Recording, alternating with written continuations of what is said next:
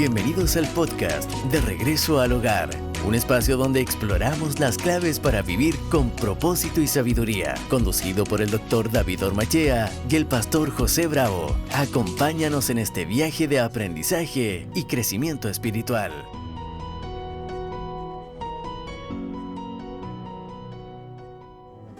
Bienvenidos, queridos amigos, una vez más. Estamos de regreso al hogar, pidiendo permiso para entrar a sus hogares, a sus corazones, a sus mentes, no como intrusos, sino tratando de entrar a su mente con lo más grande que existe, la palabra de Dios. Que llenemos nuestra mente de información bíblica es una orden. La orden del apóstol es transformaos, no dice oren a Dios para que los transforme. Él ya realizó la primera transformación, pasarnos de muerte a vida, darnos nueva vida, pero nosotros tenemos que transformar nuestra mente a fin de que comprobemos cuál sea la voluntad de Dios en todas las áreas de nuestra vida. No solamente en nuestra música, no solamente en nuestra familia, sino en nuestra sexualidad, nuestras relaciones interpersonales, nuestra vida laboral, nuestra vida cívica y también, aunque a muchos no les guste, nuestra vida política. No existe nada que no debamos transformar. Bienvenidos a De Regreso al Hogar junto a mi querido amigo José Bravo. Un cordial saludo a todos mis queridos amigos que nos escuchan en distintas partes del mundo. Hasta por España nos escuchan, pastor. Por España, por El Salvador, Guatemala. Lindo poder llegar a tantas partes. Sí. Qué lindo es tener toda esta posibilidad de utilizar las redes sociales y los medios de comunicación para poder comunicar la verdad. Y estamos en todo, estamos en radio, estamos en televisión, estamos en Facebook, YouTube, hasta Instagram. Hasta en Instagram TikTok. Estamos. También en TikTok. Busquen en TikTok David Ormachea Oficial. Y allí tenemos una parejita de jóvenes colombianos que hacen un lindo trabajo. Me reuní con ellos allí en Colombia. Y qué lindo es saber que quieren hacer algo lindo para el Señor. Así que en todas las redes sociales búsquennos, bajen nuestra aplicación David Ormachea App en Google Play o Apple Store. Y también no se olviden, todos los jueves y domingos a las 6 de la tarde, hora de California, Principios Congregación Online. La congregación online no intenta sustituir su congregación. Si usted no tiene congregación y está aprendiendo con nosotros sobre la vida cristiana, asista a la congregación online. Yo voy a ser su pastor. A la distancia voy a ser su pastor. Y si usted está en una congregación donde no le están enseñando a vivir solamente otras enseñanzas, ese es el lugar preciso para que usted aprenda a vivir su fe en todas las áreas de la vida, porque tenemos que enseñar todo el consejo de Dios y nosotros lo hacemos. Amén. My pastor, in English, mi inglés es... Yes, sir. Yes, keep speaking in English now. Okay. Solo llegué hasta ahí. Ese es mi nivel de inglés. My pastor es mi nivel de inglés avanzado. Hasta ahí llego. De hecho, me ponen preguntas en inglés y ya tengo que traducirlas yo mismo con mi ya mala traducción, ¿cierto? Traducirlas. ¿Cuántos hijos tienes? ¿Yo? Sí. ¿Fuera de ti? Fuera de mí. ¿Hijos espirituales o carnales? Carnales. Tengo 4 hijitos, 4 nietos. ¿Ha tenido algún problema, no problema, pero alguna discusión por asuntos políticos con alguno de sus hijos? Claro. ¿Sí? A ver, mis hijos son conservadores en sus principios. Obviamente fueron formados por mí y desarrollaron. Mi hijo mayor es muy intelectual. Entonces, él siempre ha hecho más preguntas y cuestionado más cosas.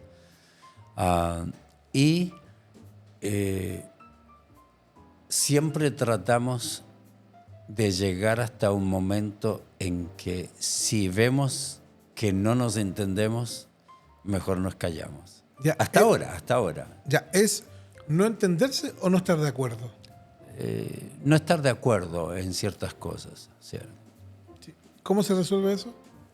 ¿Cómo lo resuelve un padre cristiano que está hablando de política con su hijo y ya notó que no están de acuerdo? ¿Cómo debe resolverlo un papá cristiano? Depende de la edad, digamos. Hay niños que son cuestionadores desde pequeños.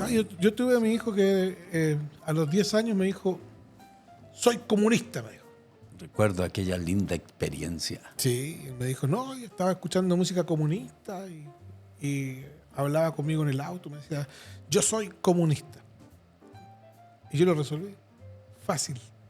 Cuéntale a los hermanos. Sí, lo resolví muy fácil porque él me decía, no, yo soy comunista, papá. Mi hijo ya tiene 22 años y por ese tiempo me decía, no, yo soy comunista y yo creo en la justicia social, y había armado todo un discurso que lo traía aprendido del colegio. Su profesor de historia lo había entrenado. Y yo lo estaba mirando y llego un día a casa y le estaba escuchando. Ni siquiera estamos hablando de la universidad. No, colegio. Sí, primaria, pastor. Primaria. Creo que era séptimo o octavo básico por ahí. Ya. Tendría unos 12 años por ahí él. Y ya estaba manifestando esa tendencia y yo lo escuchaba y llego un día a casa y estaba en el computador con los audífonos viendo videos y estaba ahí cantando. Y movía las manos, movía todo y cantaba canciones de bandas abiertamente comunistas. Se sube al auto y mantiene la idea. Y yo les tenía una mesada ahí. Entonces a él le daba 5,000 pesos. Y a mi hija chiquita le daba 1,000 pesos. Y él me dijo, yo lo siento, yo voy a ser comunista. Así que llegó el día de la mesada. Le di 1,000 pesos a mi hija y le di 1,000 pesos a mi hijo. Y él me dice, no, ¿por qué tú me das a mí 1,000 pesos si eran 5,000? No, porque ahora tú eres comunista. Entonces, como tú eres comunista, lo mismo que le doy a tu hermana, te lo tengo que dar a ti. Lo guardó y a las 2 días ya estaba cambiando de opinión. Se acabó el comunismo. Se acabó el comunismo. ¿Ya? Y es una realidad que muchos padres deben estar viviendo. Porque sí, en los colegios, sobre todo profesores de historia, por lo menos en Chile, tienen esa tendencia y sí están utilizando el adoctrinamiento con nuestros hijos. Ya, ahora comienza de la niñez, en realidad. ¿Cómo un padre debe hacerlo? ¿Debe conversar de política con sus hijos desde niño? ¿Es recomendable eso, pastor? Sí, yo creo que mientras más rápido en la vida empezamos a enseñar todo el espectro de situaciones que ellos van a enfrentar en la vida. Claro. Si enseñamos todo el espectro, vamos formando su conciencia. El deber de los padres es formar la conciencia de los hijos. Dios entregó a cada persona una conciencia que es una virtud divina que nos permite determinar elementalmente lo que es bueno y lo que es malo. Luego viene el desarrollo de la conciencia y eso nos corresponde a los padres. Si nosotros no lo hacemos en distintas áreas de la vida, se van a introducir personas de otro sistema de pensamiento que van a tratar de ganar la mente del niño lo antes posible. Antiguamente, pues, esta deformación o lavado de cerebro ocurría solo en la universidad. Hoy, todo profesor humanista tiene en mente, dentro de este pensamiento del globalismo, todos ellos se consideran misioneros de su fe. Por lo tanto, ellos creen que deben meter en forma directa o indirecta algo del sistema humanista para ir preparando la mente del niño. Nuestros niños nacen como salvajes y tenemos que formarlos. Y los primeros 5 años de la vida de un niño son los más importantes. Por lo tanto, tenemos que formarle en todas las áreas. Moralmente, tenemos que enseñarle integridad, responsabilidad. Tenemos que enseñarle también vida política, así como le debemos enseñar vida sexual. Si nosotros formamos ese sistema de pensamiento, va a tener una gran defensa contra lo que le enseñen posteriormente. Muy bien, gracias, pastor. Vamos a la pregunta de hoy. ¿Es responsabilidad del consejero familiar cristiano guiar a las familias en cómo interactuar con un gobierno percibido como tiránico o abiertamente anticristiano, más allá de la oración? ¿Hasta dónde llega el deber de desobediencia civil en un contexto cristiano? Lo primero es, la pregunta está planteada desde el consejero cristiano. Yo ya veo naturalmente hay un conflicto porque hay pocos consejeros cristianos, pastor. Las iglesias casi no tienen consejeros cristianos. Usted tiene un libro que habla acerca de eso. Así es. En realidad no he encontrado ningún seminario bíblico en América Latina que entregue una carrera de consejero cristiano. Ciertos institutos o seminarios bíblicos enseñan un semestre, una materia de consejería, pero nada más. Pero entregar una carrera, como en los Estados Unidos, que las universidades cristianas, uno puede graduarse como psicólogo cristiano, puede graduarse como consejero cristiano. Eso no he visto que existe en América Latina. Muchos pastores nunca han sido entrenados en consejería y tristemente, como decía mi profesor de consejería, el pastor no tiene la opción de aconsejar o no, el pastor está obligado a hacerlo. La única opción que tiene es aconsejar con o sin las herramientas. La mayoría lo hace sin las herramientas. Nosotros somos encargados de enseñar todo el consejo de Dios. Eso es lo que dice el apóstol Pablo. Me encanta cuando él se va a despedir de los hermanos de Corinto, de Éfeso. Les dice, yo voy a morir. Eso es lo que le está diciendo. Yo voy a morir. En Hechos capítulo 20. Dice, ahora sé que ninguno de ustedes, a quienes les he predicado del reino, volverá a verme. Declaro hoy que he sido fiel. Si alguien sufre la muerte eterna, no será mi culpa, porque no me eché para atrás a la hora de declarar todo el consejo de Dios. Esa es nuestra obligación como pastor, como consejeros, todo el consejo de Dios. Si es que yo veo que en la congregación hay personas que dicen ser comunistas, yo tengo que invitarlos a una clase para enseñarles la diferencia que existe en el sistema de pensamiento. Pongamos este ejemplo. ¿Qué pasa si llega un hermano que me dice, yo soy medio mormón, pastor? ¿Qué hago? No puede. No lo acepto. Pastor, yo soy medio testigo de Jehová. No puedo. Si yo tengo que llamar y decir, venga acá. Esta es nuestra declaración de fe. Defínase. Mi obligación es entrenarlo, enseñarle todo el consejo de Dios, ser fiel a la palabra de Dios. Así que, si yo me doy cuenta que en la congregación hay personas que están teniendo un sistema de pensamiento contrario a la ética bíblica, cualquiera sea su formación política o cualquiera sea su formación moral, mi deber como pastor es enseñarle todo el consejo de Dios. Pero ya en la pregunta ya tenemos un desafío medianamente complicado, que es conseguir un consejero cristiano. Así es. Primero es difícil encontrar un consejero cristiano. Es complicado que los pastores o el común de los pastores tenga cursos de consejería. Los seminarios no tienen cursos de consejería. Por eso, sí recomiendo su curso de consejería, pastor. Que debiera ser una lectura, por lo menos, de los pastores que nos están escuchando ahora, o los hermanos que nos están escuchando, por lo menos debieran buscar el libro para saber cómo buscar un consejero cristiano. Anoche estuve hasta muy tarde hablando con un hermano que aceptó al Señor hace un par de años atrás y está evangelizando en el mundo artístico. Me dice, ¿cómo lo hago? Le digo, bueno, lo primero es que hagas una evaluación de tu iglesia. Si tu iglesia está preparada para que tú tomes a todo el mundo artístico y lo lleves a la iglesia. Claro, no se puede pretender cumplir una función bíblica apropiada si no tengo la preparación para hacerlo. Y si no estoy en el lugar donde me están preparando para poder actuar de esa manera. Cuando nosotros teníamos la escuela de matrimonios, se conectaban online, no sé, de varios países, y la gente preguntaba, decía, estoy buscando consejería, lo busqué en mi pastor y no podía ayudarme en esta área. Es que los pastores primero deben saber que no están preparados para resolver todo tipo de problemas.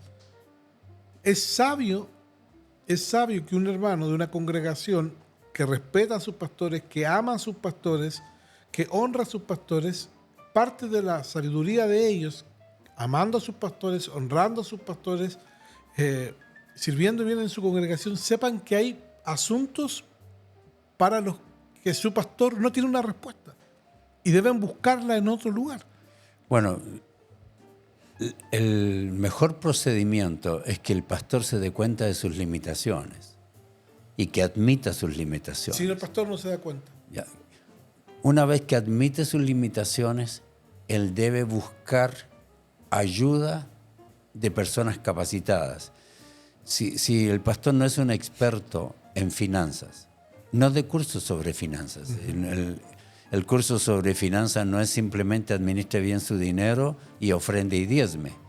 Es cómo pagar sus deudas e incluir una serie de detalles. Sí, tengo que traer un experto, así que el pastor debe estar abierto a traer expertos en áreas que son esenciales. Luego, si es que la iglesia se opone a traer expertos, no quiere que las personas busquen ayuda en otra parte. Si la persona necesita orientación, está teniendo problemas en su sexualidad, no están en su congregación ayudándole bíblica y profesionalmente con consejería y algún curso. Si es que no quieren que lea algún libro de otra persona, porque hay congregaciones así de cerradas, entonces la persona sí debe considerar salir de aquella congregación donde no está siendo alimentado con todo el consejo de Dios. Si no le impiden y en la congregación no se enseñan determinados cursos, la persona tiene que buscar ayuda en otros siervos de Dios bien preparados. Hoy existen muchas maneras de no necesariamente pertenecer a una iglesia como lo tenemos nosotros en nuestros centros de estudio. Entonces, la persona puede adquirir información bíblica más profunda y profesional en esa área en que no está siendo educada. Entonces, debe buscar un consejero experto en esa área. Indudable.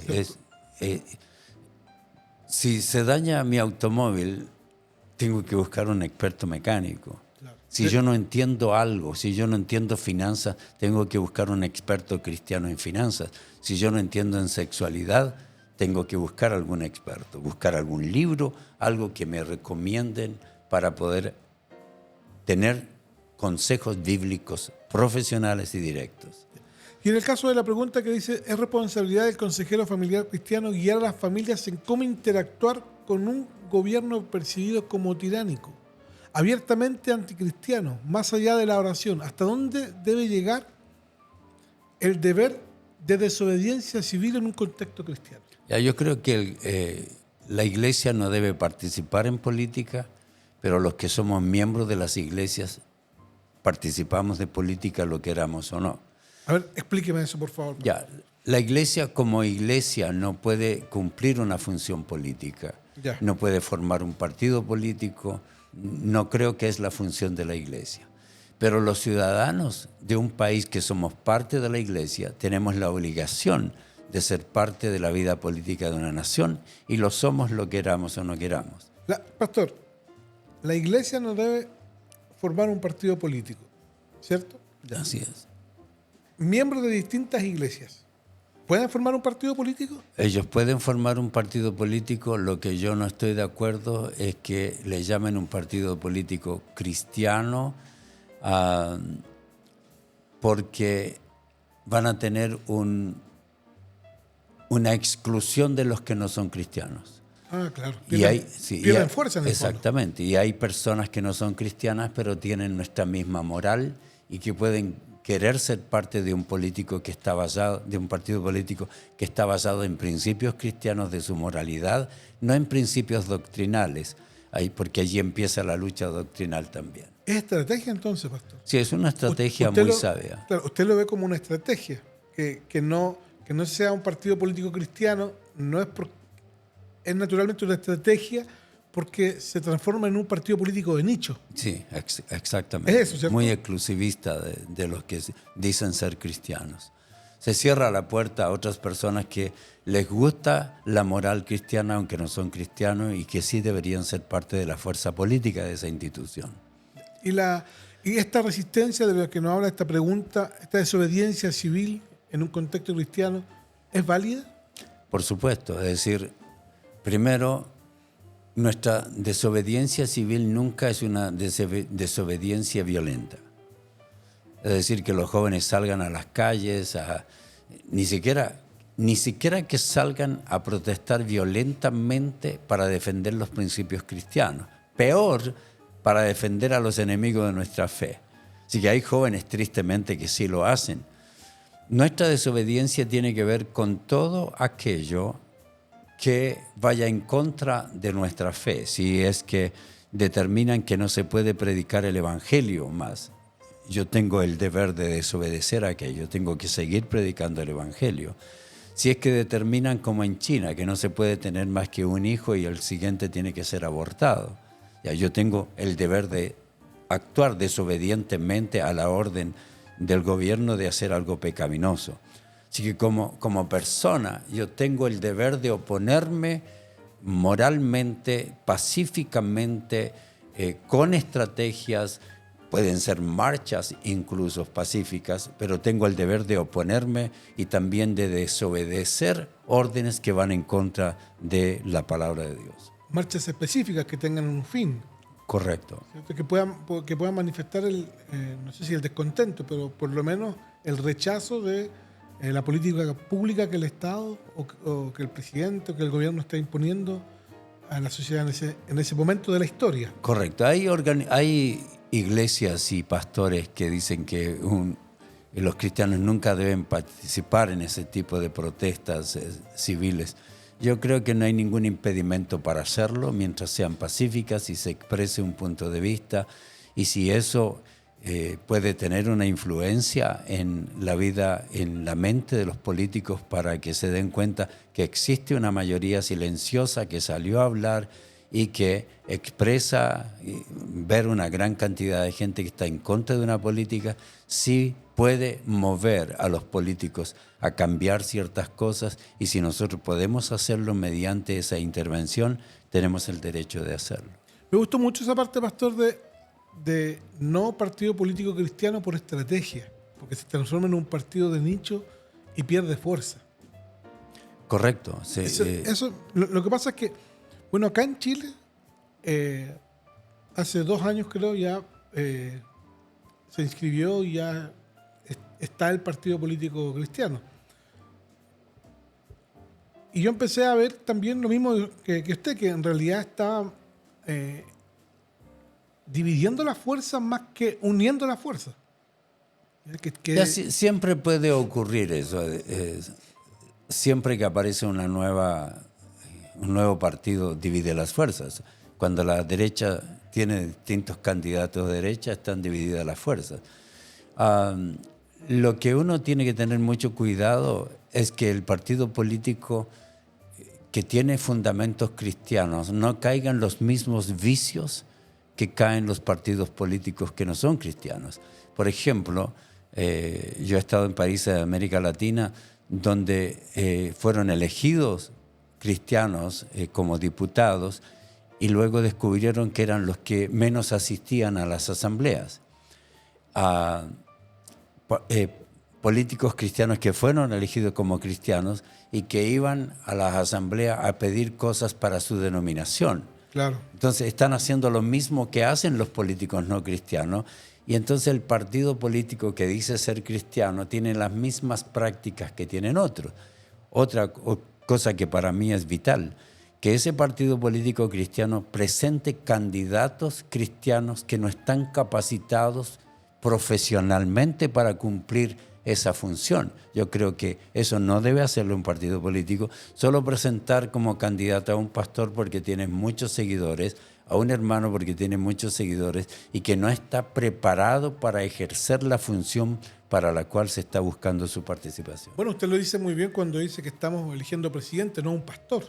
Correcto, y tiene que ser una persona capacitada. Por eso la Iglesia, como manera de participar en la vida política, debe tener escuelas de formación de jóvenes políticos evangélicos.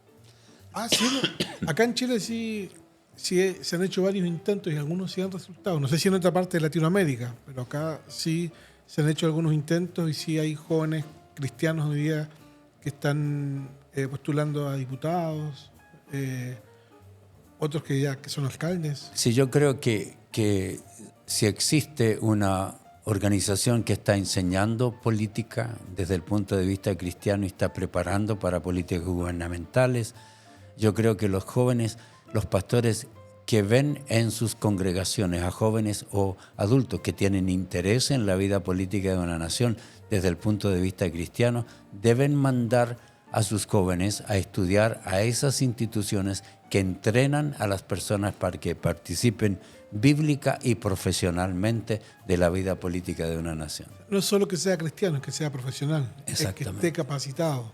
Esa es la forma apropiada, no solamente porque es una buena persona, porque es un cristiano que tiene buen testimonio en la iglesia, pero ¿qué hace un cristiano con buen testimonio en la iglesia elegido para una alcaldía cuando nunca ha administrado nada político, ninguna institución política? Va a llegar allí a ser manipulado por otros o a cometer errores que no debe cometer alguien que está ofreciendo una solución bíblica y profesional. Así que yo creo que los políticos que van a participar en política partidista, que van a participar en alguna función política, deben prepararse sabiamente para poder cumplir con lo que exige la función a la cual están aplicando. Entonces, para ir cerrando el capítulo de hoy, mi querido pastor, esto de la desobediencia civil en un contexto cristiano es válido. Es válido, es válido dentro de los principios de la palabra de Dios, nunca utilizando herramientas antibíblicas, siempre haciendo lo que Dios nos manda con respecto al respeto público, a la sujeción, a las normas de moral y al orden público. Tenemos el derecho a desobedecer las órdenes que son inmorales y que van en contra de nuestra doctrina cristiana. Muy bien, muchas gracias, pastor. Se nos fue el tiempo. Un saludo para todos, mis queridos. Rapidísimo, a todos, siempre. No puedo terminar el podcast sin decirle, compártanlo en sus redes sociales, avísenle a sus amigos que tenemos estos podcasts que le ayudan también a ustedes en su vida cristiana a elegir bien y a desarrollarse en todas las áreas de su vida. Soy el pastor José Bravo y ha sido un gusto estar con ustedes junto a mi querido amigo David Ormachea en nuestro podcast de Regreso al Hogar.